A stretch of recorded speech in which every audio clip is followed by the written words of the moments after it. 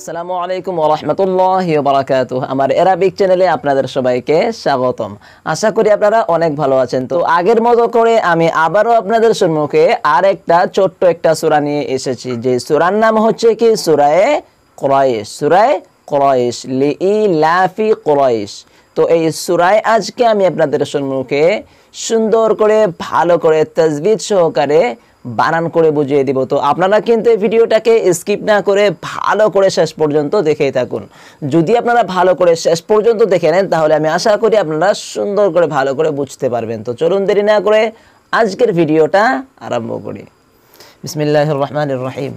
এখানে দেখতে পাচ্ছেন আমি প্রথম থেকে সুন্দর করে ভালো করে লিখে রেখে দিয়েছি আগের মতো করে, যাতে আমাদের সময় নষ্ট না হয়। তো আপনারা ভালো করে খেয়াল করে দেখবেন, আমি আশা করি আপনারা ভালো করে বুঝতে পারবেন। সূরাতু কুরাইশিম মাক্কিয়া। সূরা কি? কুরাইশ। কোথায় নাজিল হয়েছিল? মক্কাতে নাজিল হয়েছিল। তো ভালো করে খেয়াল করবেন। বিসমিল্লাহির রহমানির রহিম। লিইলাফি কুরাইশ। তো প্রথম আয়াত কি? লিইলাফি কুরাইশ। তো এই আয়াতটা বানান কিরকম করে করতে হবে ভালো করে খেয়াল করবেন। এখানে কিন্তু অনেকগুলো কি নিয়ম নীতি দেওয়া রয়েছে, যে নিয়ম নীতিগুলো আপনাদের জানা অনেক দরকার। এই একটা সূরা যদি আপনারা ভালো করে খেয়াল করে দেখেন, এই একটা সূরার জরিয়তে আপনারা আরেকটা সূরা ভালো করে পড়তে পারবেন। এখানে যেগুলো নিয়ম নীতি দেওয়া রয়েছে সেগুলো বুঝতে হবে। লাম জের লি, হামজা ইয়া জের ই, লাম আলিফ। দেখুন এখানে লাম আলিফ দেওয়া রয়েছে। তো লাম আলিফের সঙ্গে কি দেওয়া রয়েছে? আলিফ দেওয়া রয়েছে। তো লাম জের লি, হামজা ইয়া জের ই, লি ই। তারপর লাম খাড়া জবর লা, এক আলিফ টেনে পড়তে হয়। তারপর ফা জের ফি, লি ই লা ফি। কি হয়ে গেল? লি ই লা ফি। তারপর কফ পেশ কু, র ইয়া জবর রয়, শিন দুই জের শিন, কুরাইশিন হয়ে যায়। কি হয়ে যায়? কুরাইশিন হয়ে যায়। কিন্তু এখানে কুরাইশিন বলা যাবে না, কি বলতে হবে? কুরাইশ, কুরাইশ। এরকম করে কি করতে হবে? টেনে পড়তে হবে। কেন টেনে পড়তে হবে? কারণ এখানে দেখুন রয়, এটা কি? হরফে লিন। তো হরফে লিনের এখানে কি হয়েছে? শিনের নিচে দেখুন দুটো জের দেওয়া রয়েছে, তাকে কি বলা হয়? দুই জের বলা হয় শিন, দুই জের শিন। কিন্তু এখানে কুরাইশিন বলা যাবে না, এখানে কি হবে? কুরাইশ হবে। লাস্টের যেটা হরফ দেওয়া রয়েছে শিন, শিনের উপরে অটোমেটিকলি কি এসে যাবে? একটা জজম এসে যাবে। যদি এখানে জজম এসে যায় তাহলে এটা কি হবে? মধ্যে লিনে আরজি ওয়াকফি হবে। কি হবে? মধ্যে লিনে আরজি ওয়াকফি হবে। আর যেটাকে এক আলিফ করে কি করতে হবে? টেনে পড়তে হবে এরকম করে, কুরাইশ, কুরাইশ। এরকম করে কি করতে হবে? টেনে পড়তে হবে। তো ভালো করে খেয়াল করবেন। লিইলাফি কুরাইশ, লিইলাফি কুরাইশ। এরকম করে কি করতে হবে? পড়তে হবে। তো তারপরে আয়াতটা ভালো করে খেয়াল করবেন। ইলাফিহিম রিহলাতাশ শিতাই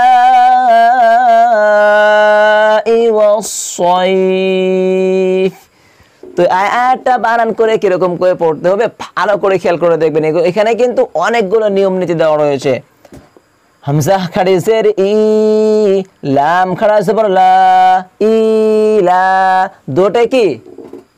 হরফে মাদ্দার বরাবর দেওয়া রয়েছে। এটাও এক আলিফ টেনে পড়তে হবে, এটাকে এক আলিফ টেনে পড়তে হবে, ইলা, এরকম করে। তারপর ফা জের ফি, হা মিম জের হিম, ইলা ফিহিম। র হাজের রিহ, র হাজের রিহ। কি হবে? বারিক করে পড়তে হবে, রিহ। তারপর লাম জবর লা, তা শিন জবর তাস, তাসিন জবর তাস। কেন তাস হয়ে গেল? কারণ তার উপরে কি দেওয়া রয়েছে? জবর দেওয়া রয়েছে। তারপর এখানে তাসদীদ দেওয়া রয়েছে। তো জবর গিয়ে তাসদীদ ওয়ালা হরফকে ধরবে, তা শিন জবর তাস। তারপর শিন জে শি, রিহলাতাশি, রিহলাতাশি। তারপর তা আলিফ জবর তা, তা আলিফ জবর তা। তারপর হামজা জের ই, রিহলাতাশ শিতাই। এখানে দেখুন উপরে একটা চিহ্ন দেওয়া রয়েছে। কোন চিহ্ন দেওয়া রয়েছে? এরকম করে একটা চিহ্ন দেওয়া রয়েছে।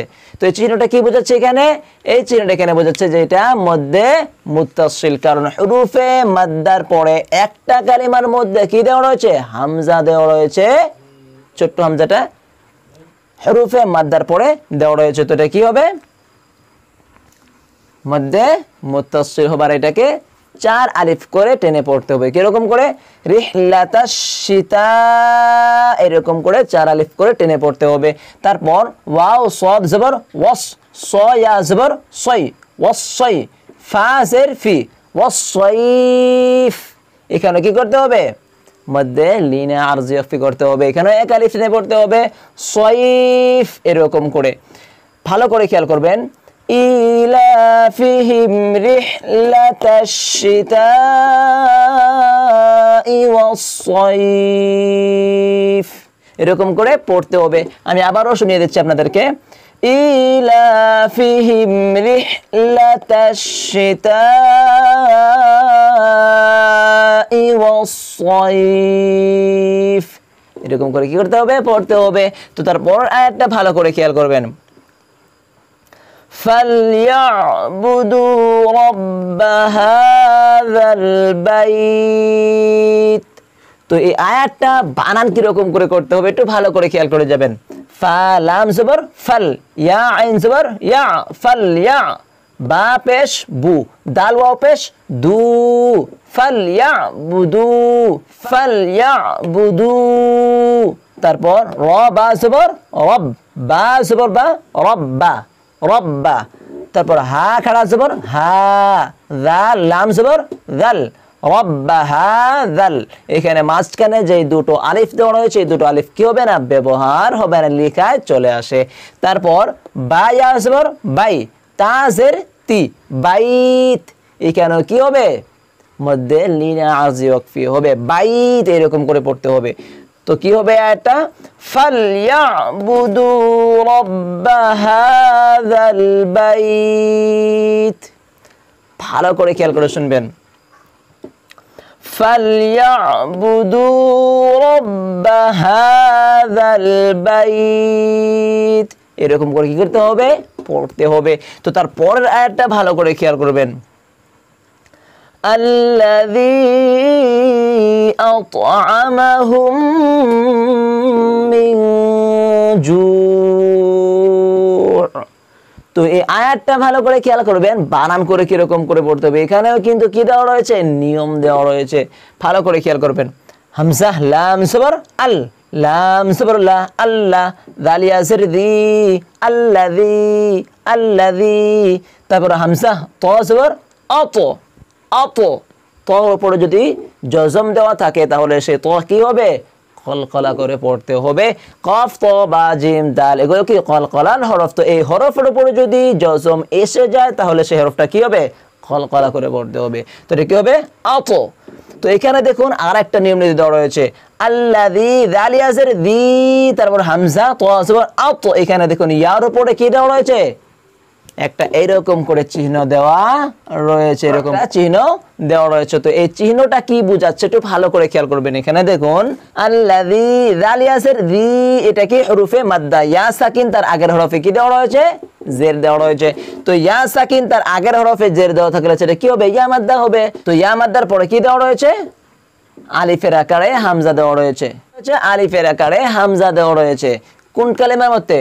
এখানে দেখুন আল্লাযী বলার সময় একটা অন্য কালেমা, তারপর আতআমা, আতআ এটা কি অন্য আরেকটা কালেমা। তো দুই কালেমার মাঝখানে কি দেওয়া রয়েছে? এই চিহ্নটা দেওয়া রয়েছে। তো এই চিহ্নটা দেওয়া থাকলে এটা কি হবে? মধ্যে মুনফাসসিল হবার যেটা নিয়ম নীতি কি, এটাকে 3 আলিফ করে টেনে পড়তে হবে। কয় আলিফ করে? 3 আলিফ করে টেনে পড়তে হবে। কিরকম করে? আল্লাযী আত, আল্লাযী আত, তারপর আইন জবর আ, মিম জবর মা, আতআমা, হা মিম পেশ হুম, আতআমা হুম। তারপর মিম নুন জের মিন। এখানে দেখুন আতআমা হুম বলার সময় হা মিম পেশ হুম দেওয়া রয়েছে, কিন্তু এই হা গিয়ে এই মিমকে ধরবে। কেন ধরবে? কারণ এই মিম সাকিন দেওয়া রয়েছে। তো মিম সাকিনের চেয়ে মিম মুসাদ্দাতের কি টানটা একটু বেশি। এখানে পেশটা যে রয়েছে হা মিম পেশ হুম, এখানে আর মিম সাকিনটা কি হবে না? কাজ করবে না, এই মিম সাকিনটা এখানে ব্যবহার হবে না, কারণ এই মিমের উপরে কি দেওয়া রয়েছে, তাসদিদ দেওয়া রয়েছে। তো তাসদিদ ওয়ালা হরফ কয়বার ব্যবহার হয়, দুইবার করে ব্যবহার হয়। একটা জজম দিয়ে ব্যবহার হয় আর একটা জের দিয়ে ব্যবহার হয়। কিরকম করে, হা মিম পেশ হুম, তারপর মিম নুন জের মিন, হুম মিন, হুম হুম গিয়ে হা গিয়ে মিমকে ধরলো, তারপর মিম নুন জের মিন, জিম ওয়া পেশ জু, আইন দুই জের আইন, জু ইন হয়ে যায়, কিন্তু এখানে জু ইন বলা যাবে না, এখানে কি হবে জু। আর এখানে দেখুন মিম নুন জের মিন, তারপর কি এসে গিয়েছে, একটা জিম এসে গিয়েছে। এই নিয়ম নীতিগুলো কিন্তু একদম বেস্ট কন্টেন্ট নিয়ম নীতি, এগুলো আপনাদের ভালো করে কি করতে হবে, খেয়াল রাখতে হবে। কি হবে, হা মিম পেশ হুম, হা গিয়ে মিমকে ধরেছে, তারপর মিম নুন জের মিন বলার সময় তারপর এখানে দেখুন নুন সাকিন, তারপরে কি দেওয়া রয়েছে, জিম দেওয়া রয়েছে। তো জিমটা কোথায় থেকে আসা, ইখফা থেকে আসা। কোথায় থেকে, ইখফা থেকে আসা। নিয়ম নীতি কি, যে নুন সাকিন তানবিনের পরে যদি হরফে ইখফার 15টা হরফ থেকে কোনো একটা হরফ যদি এসে যায়, তাহলে সেটা কি হবে, ইখফা হবে। আর এটাকে নাকের নরম জায়গায় নিয়ে এক আলিফ করে গুন্না করে পড়তে হবে। কিরকম করে, হুম মিন জু, এই জু এটা কি হবে, মধ্যে আরিজ ওয়াকফি হবে, মধ্যে আরিজ ওয়াকফি হবে, কারণ এখানে হরফে মাদ্দার পরে কি এসে গিয়েছে, ওয়াকফে জজম এসে, ওয়াকফ করার সময় কি এসে গিয়েছে, জজম এসে গিয়েছে, তো এটা মধ্যে আরিজ ওয়াকফি হবে।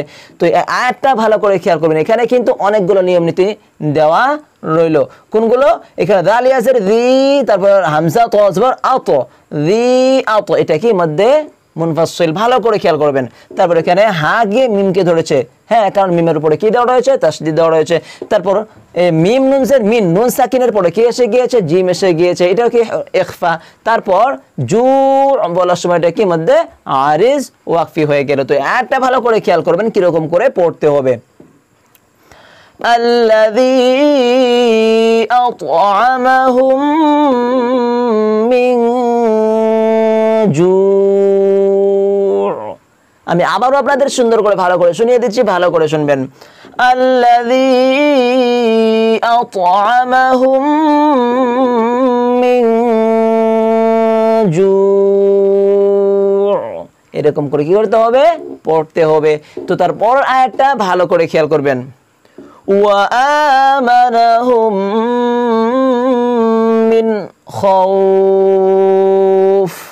তো এখানে কিন্তু নিয়ম নীতি দেওয়া রয়েছে, ভালো করে খেয়াল করে শুনবেন। ওয়াও জবর ওয়া, হামজা খাড়া জবর আ, ওয়া আ, মিম জবর মা, নুন জবর না, ওয়া আমানা, হা মিম পেশ হুম, এখানে মাঝখানে যে মিম সাকিন দেওয়া রয়েছে সেটা কি হবে না, ব্যবহার হবে না। তো কি হবে, হা মিম পেশ হুম, মিম নুন জের মিন, হুম মিন, হুম মিন। এখানে কিন্তু একটা কথা বলা হয়নি, যে এই মিমের উপরে যদি তাসদিদ দেওয়া থাকে তাহলে সেটা কি হবে, এক আলিফ গুন্না করে পড়তে হবে, মিম মুশাদ্দাদ ওয়াজিব গুন্না।